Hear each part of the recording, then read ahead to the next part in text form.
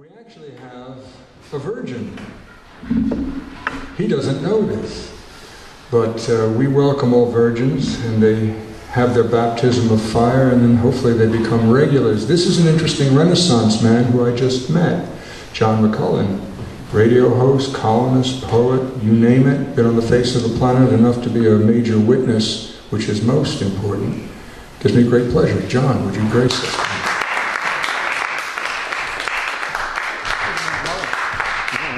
McMullen. Even McMullen. It's National Poetry Month. I'm the poet laureate of the town of Yorktown, and for anyone who wants to come my way, there's a poetry gala tomorrow in Shrubble at 2 o'clock in the afternoon at the John C. Hart Library. So, I know I'm a poet because I can do my Clark Kent thing here. Yeah, it tells me I am. Okay. April of 2019. April is National Poetry Month. I care about it, but then again, I'm a poet. Most people aren't poets and they don't care about it at all. Hell, I wasn't a poet 15 years ago, then I didn't care about it. Most people I know got ruined for poetry at grammar school or at least high school. If they weren't told that it had to rhyme, they at least had to read or even memorize poems they couldn't understand. Whatever the cause of this problem, most folks that I know have clicked off on poetry. No wonder many poets, including me, can't earn a living in this gig. But I'll keep at it anyhow. Once you get bitten, you stay infected. April love, it turns out, isn't just for the very young. Submission. Dear editor, enclosed are a few poems which I sincerely hope that you'll choose to publish in your fine journal. In the event that you choose not to do so, I hope that your rag goes up in flames, all these subscribers die, and you and your staff rot in hell. Respectfully submitted, John McNamara.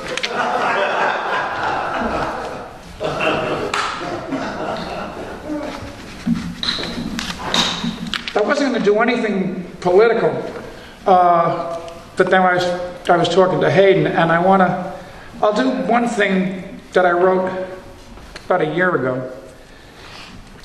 If you walk with the Nazi, the President of the United States said there were some good people protesting in Charlottesville. Not for the first time, he was dead wrong. Good people may have showed up to protest, but as soon as they stepped out into the street to march with people waving Nazi flags, they were no longer good people. The Nazis killed 8 million homosexuals, gypsies, communists, and Christians, and of course 8 million Jews in their final solution.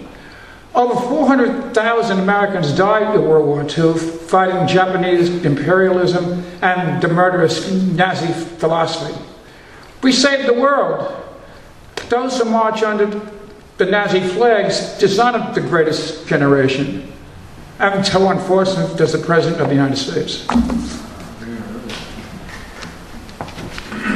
The stress of National Poetry Month. National Poetry Month is a strain.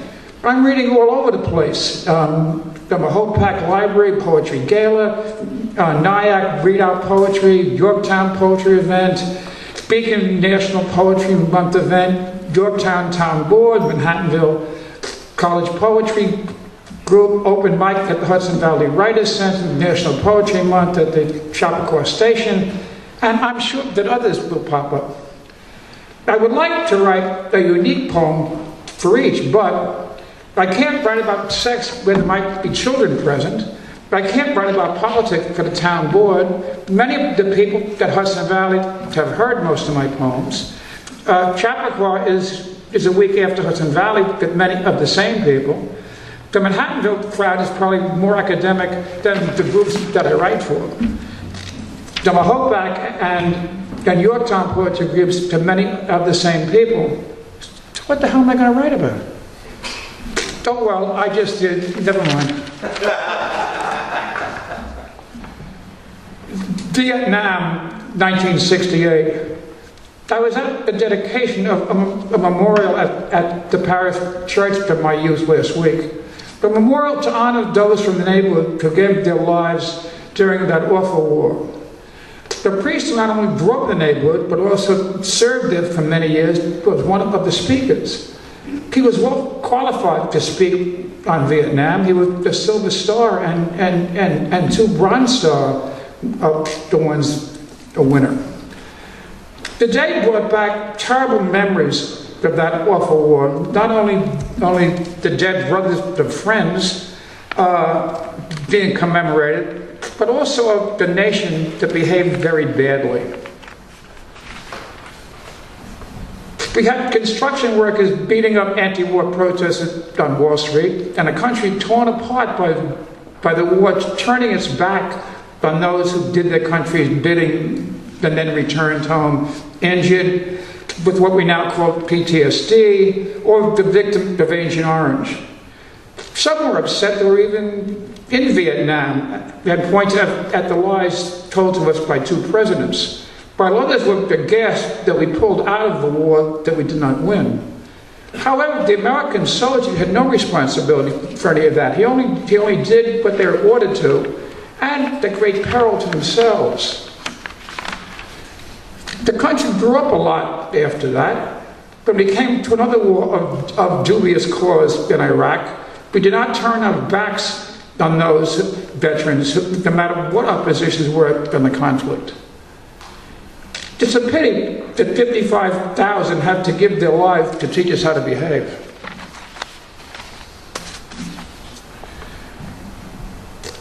Poetry readings.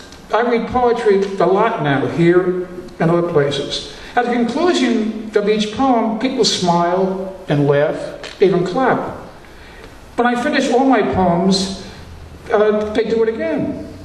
That makes me feel pretty good. Pretty good. But I'd feel really good if they bought the goddamn books. Do I have time for another one? Sure. The poem is not the jump shot. I have done at least one thing perfectly in my life. I have faked my man going up in the air and got him nothing but net. Perfect. Now I write poetry, and no matter how happy I am with the poem, it is never perfect. It can always be tweaked, have words added, or cut, or changed, never finished, never perfect. But sometimes I have to pause, to stop, and to get poems out the door. Then that is this submission.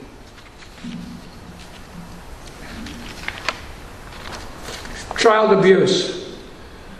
Flash.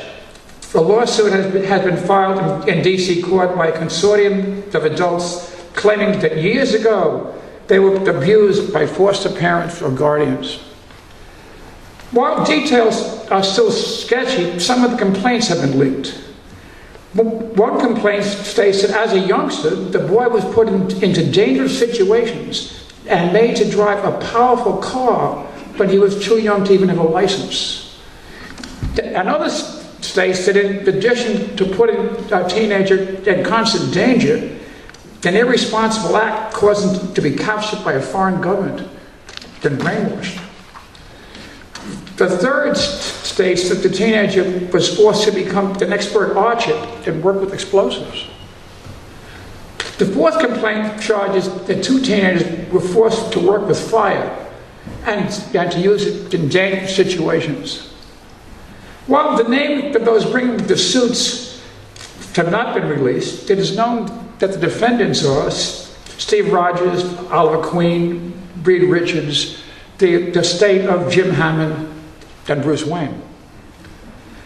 It should be pointed out that unlike another high-profile case, there is no complaint of any sexual abuse. In that case, the defendant, not only as Donald, is charged by abusing his orphaned nephews to claim that Donald is a ductophile.